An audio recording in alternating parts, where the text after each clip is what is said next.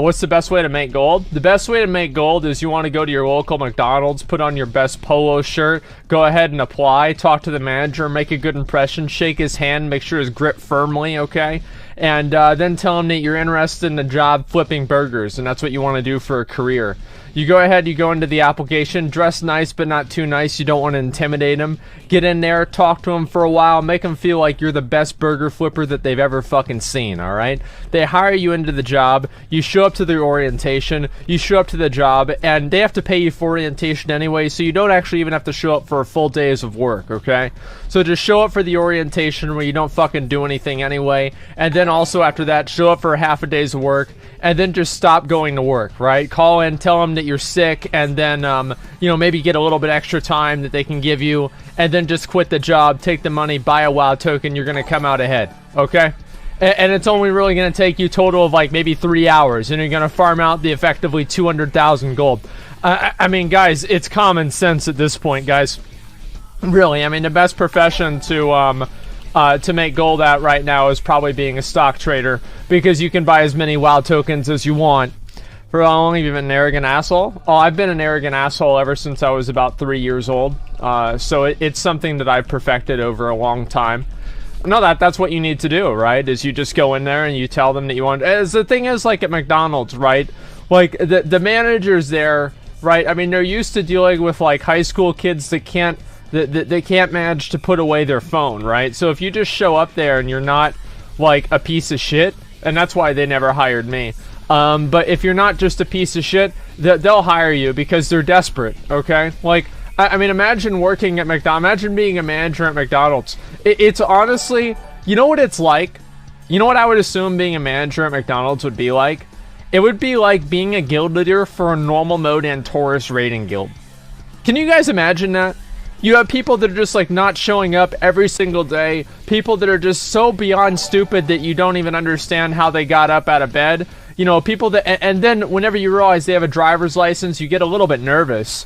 And, you know, all of these people, no, I'm serious, really. And all these people just sit around and they just mess shit up all day, and it's your problem, and it's your job to clean it all up. That's basically what it is you're a normal mode and Taurus raid leader. Like, I never really realized that. I used to be in a guild, guys. I used to be in a guild. It was called Silent Asylum. And if you were in that guild for a long time, you'd want to go to a mental asylum too, because everybody in there was mentally deficient. And I hated that guild. And I remember whenever I finally quit the guild, I quit in the morning. That way I wouldn't have to, like, start any drama. I like, got up from school. I remember, like, walking to school, or walking to the bus stop thinking that I just quit my guild, and I felt like, honestly, I felt so good about it. I remember, like, so we would wipe, and this is like back in Burning Crusade, right? We would wipe in Burning Crusade and be in Karazhan, okay? Because as I said, the guild was fucking terrible, alright? It was basically normal mode and Taurus level. And we were going up to Netherspite, I remember this. And we would wipe, and I would put somebody on follow, and I had another chair. I don't think I have the chair anymore in here, but it was a chair with only one arm on it, because that actually made it a lot harder to masturbate in that chair. But I did it anyway. That's actually not part of the story, just a little bit of a bonus story there. So anyway, going back to the actual story, what happened is I would try to actually sleep in between pulls that we would do on that boss. And I would take like little mini naps while we ran back from trash in Karazhan, because we'd be up until like 4 a.m. or something like that doing Kara. It was basically the worst thing ever. Yes. Okay, there we go. Idiots, yeah, this is, it's so hard for me. You know what I am right now? Right now, I am a McDonald's manager, okay? This is what it's like being a McDonald's. Fuck, dude, this is whenever Cody doesn't show up for work because he's high. God damn it. See, this is exactly what it's like. This is being a McDonald's manager. Queue up for the role that I assigned you. Come on. Just do. Son of a fuck, dude. This is whenever he won't get off his phone. And he keeps saying motherfucker on the drive-thru. Guys, are y'all really this motherfucking stupid? Queue it up. Queue up. How are you guys this fucking stupid? Okay, I am a tank now. I'm not gonna tank. I'm just a tank. Okay, we're good. And Raid Finder, Lights Breach. Okay, let's queue this up, boys. Let's get it right. Here we go. This is US servers, right? Yeah, it's US servers. I basically only play on the US servers. And let me see, is there any of the... Oh, wow.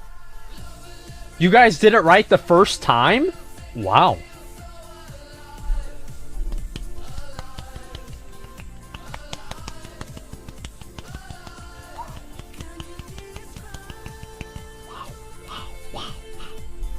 Wow. Amazing. Incredible.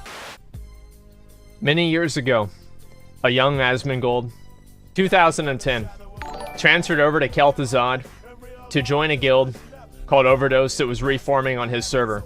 This is my original guild. This is what I originally wanted to go and be part of. And whenever they decided that they were going to come back together, I immediately took the leap of faith and I went there. I went immediately to that guild. I joined that guild, and we went into Cataclysm, guns blazing, dicks out, very hard. Gonna go in there and do all the fucking tier 11 content. It was gonna be easy. The problem with that is that we were only a 10-man guild.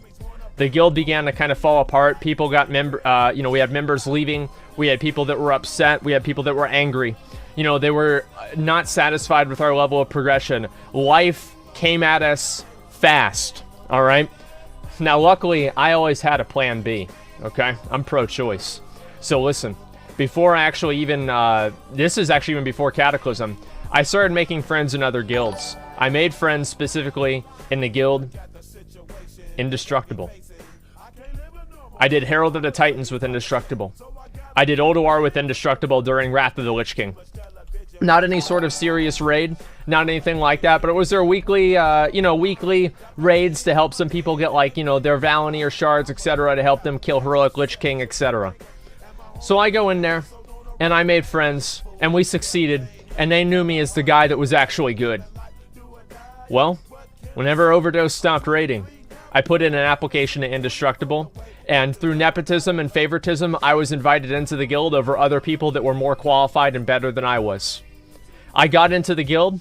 I actually learned how to play my class in that order, and I got actually pretty good. I got the first Heroic Ashkandi, the weapon that I'm wielding right now. The first one to ever drop for our guild was given to me. I made friends in the guild, and I became an integral part of the guild. And before you knew it, I was actually taking things pretty seriously. Everybody knew who I was, and I was one of the core raiders. We killed Sinestra, we killed Mythic Nefarian, Heroic Nefarian, whatever the fuck Nefarian. We killed all the bosses. We were doing amazing. And it was partially because of me. I was one of the best players in the guild.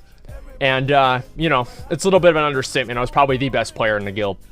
So after that, Firelands comes out. Now, Firelands wasn't like Tier 11. Firelands was a lot harder. Firelands, it wasn't for clowns. But the problem is that we had a lot of clowns in our guild. The first bit of problems that we had was whenever we had the Shenox necklace drop for warriors. Shenox used to drop a necklace. It was $391. And this guy, we used EPGP. And this guy outbid me on the necklace because he had so much EPGP because he was sitting on a fucking bench the whole time, so he couldn't bid on any goddamn gear because nobody could trust him to be in a raid because he kept fucking dying. But he got the necklace over me. I messaged my guildmaster and I said, listen, buddy, if this ever happens again, I'm done.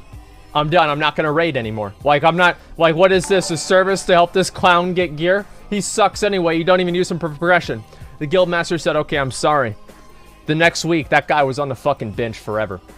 I took his spot. I got him out of the raid. And then I was the main warrior. That went on for a while. Heroic Ragnaros happened. Now, for you guys that didn't do Heroic Ragnaros, I guess I can explain how exactly it works. Now, there was normal mode Firelands, there was Heroic Firelands, and then there was Heroic Ragnaros. And those were 3 different levels of difficulty, because that's how fucking hard it was. Heroic Ragnaros was absolutely fucking insane.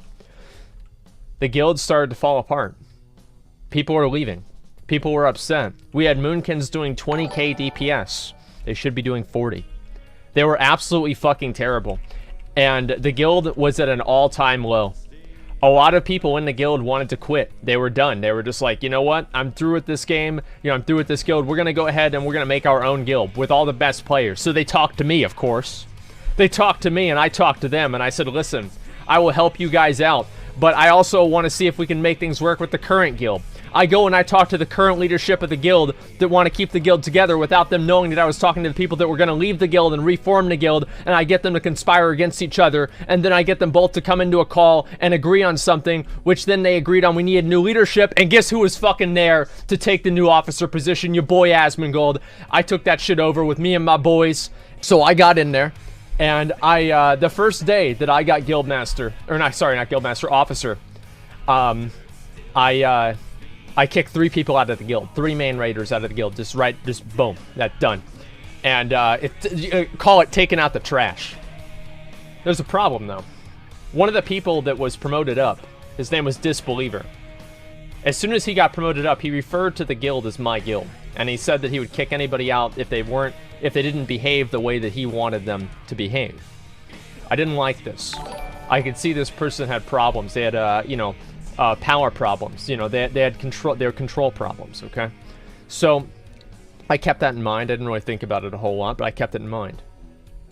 There was also another girl who came in, and I caused all of these problems. By the way, I forgot to mention this part. I was a progenitor of all of this distrust and like upsetness and problems in the guild. It was all because of me, as I caused a bunch of trouble because one of the current guild master invited a guy into the guild because he was friends with a girl that I thought that he was more than, the guild master was more than friends with. So she was getting preferential treatment by getting her friends in the guild. Now I had no proof of this, but I played the game for long enough to know exactly what's gonna fucking happen.